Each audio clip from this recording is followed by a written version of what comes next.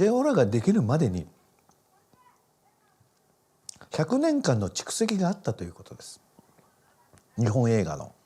そしてその100年間の蓄積の前に300年間の歌舞伎の蓄積があったということです。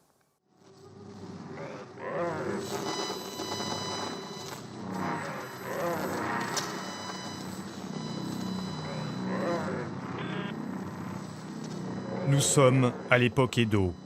18e et première moitié du 19e siècle de notre ère.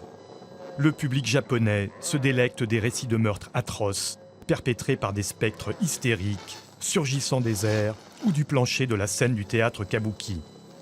Mais c'est le Japon tout entier qui se jette alors dans la furie d'un monde carnavalesque, violent et dégénéré, où les visions macabres se teintent d'érotisme morbide. Les véritables vedettes populaires ne sont plus les samouraïs redresseurs de tort, mais bien ces fantômes et autres démons stars qui bafouent l'ordre et les convenances publiques. C'est cependant le théâtre No, à l'épure et à la gestuelle plus aristocratique, qui allait introduire sur scène, un siècle avant le kabuki, ces figures inhumaines bannies du monde des vivants.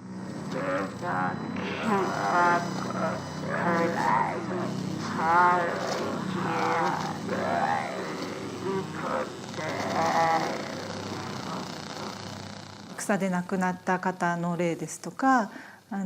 非業の死を遂げた人たちというのが現世に、戻ってきて自分がどうしてこういう辛い目にあったのかっていうようなことを語って聞かせるような物語がたくさんあるんですけれども。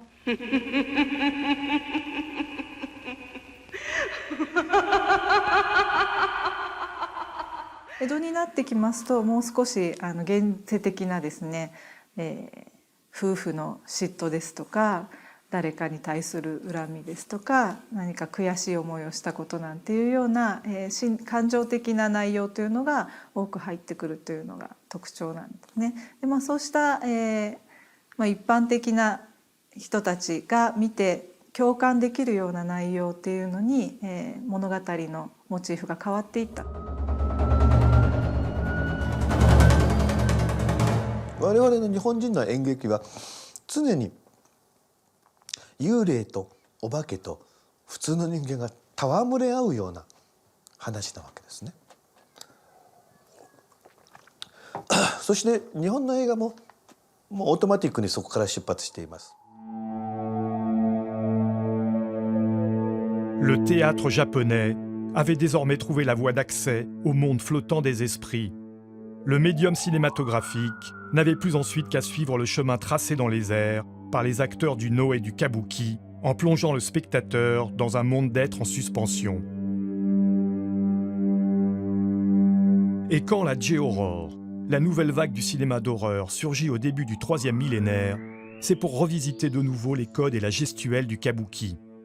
Mais cette fois, les fantômes vont se glisser dans notre cadre urbain et troquer le kimono pour la tenue de ville.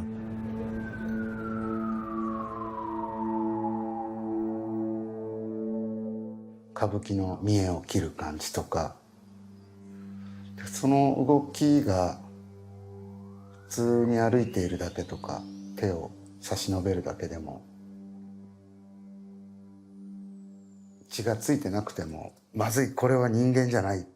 て思える瞬間をどう作れるかっていうのが黒澤監督とか僕が目指してる同じように目指してるところにあるので、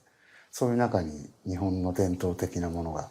影響は確実に受けてると思います。